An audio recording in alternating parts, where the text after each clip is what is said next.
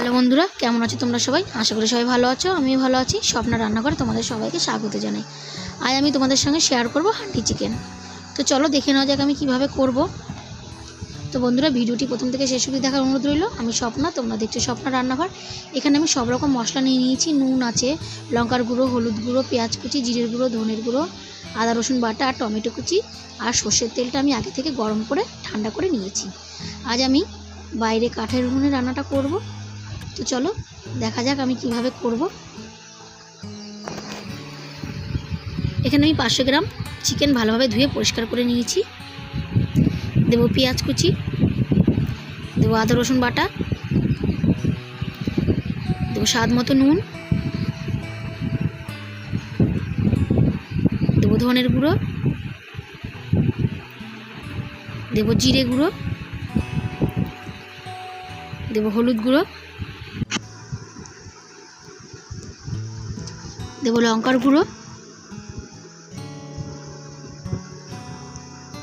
দেবো টমেটো কুচি আর চেরা কাঁচা লঙ্কা, দেবো 2টো তেজপাতা, দেবো গোটা গরম মশলা, দেবো গুঁড়ো গরম মশলা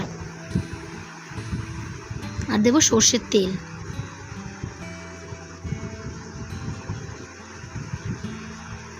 আর ভালোভাবে হাত দিয়ে মেখে নেব। তোমরা যারা হান্ডি চিকেন এখনও করোনি, বাড়িতে অবশ্যই ট্রাই করো। এর স্বাদ কিন্তু হয় দারুণ। তো দেখো মাখা হয়ে গেছে। এবার ঢাকা দিয়ে আধ ঘন্টা মতো রেখে দেবো। এবার হাঁড়ির ভেতরে আমি সর্ষের তেল দিয়ে দেবো, যে তেলটা আমি ঠান্ডা করে রেখেছিলাম। এবার হাঁড়ির গায়ে ভালোভাবে মাখিয়ে নেবো এভাবে।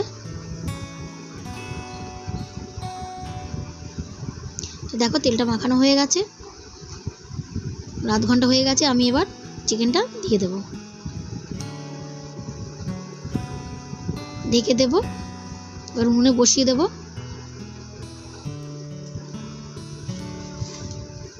আটা মেখে রেখেছিলাম কিছুটা, সেটা দিয়ে দেবো যাতে একটু হাওয়া না বেরিয়ে যায়। ভালোভাবে চারদিক থেকে আটকে দিতে হবে আটা দিয়ে। এখানে আমি কোনো রকম জল ব্যবহার করিনি, জল ছাড়াই রান্নাটা হবে। অল্প আঁচে রান্নাটা হবে, খুব আস্তে আস্তে জাল দিতে হবে, না হলে পুড়ে যাবে। এটা তোমরা গ্যাসেও করতে পারো। তো দেখো বন্ধুরা, আধ ঘন্টা হয়ে গেছে, নামিয়ে নিলাম। এবার খুলে দেখব।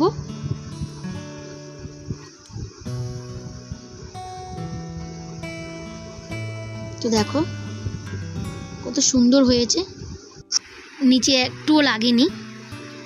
তো বন্ধুরা দেখো, পুরোপুরিভাবে আমার রান্নাটা তৈরি হয়ে গেছে। তো বন্ধুরা, ভিডিওটি যদি কোথাও একটু ভালো লেগে থাকে, লাইক কমেন্ট শেয়ার করো। আর প্লিজ আমার চ্যানেলটিকে সাবস্ক্রাইব করে আমার পাশে থেকো। আর যারা সাবস্ক্রাইব করেছো তাদের অসংখ্য ধন্যবাদ। তো দেখা হচ্ছে অন্যদিন অন্য এক ভিডিওতে। ততক্ষণ সবাই ভালো থেকো, সুস্থ থেকো। টাটা।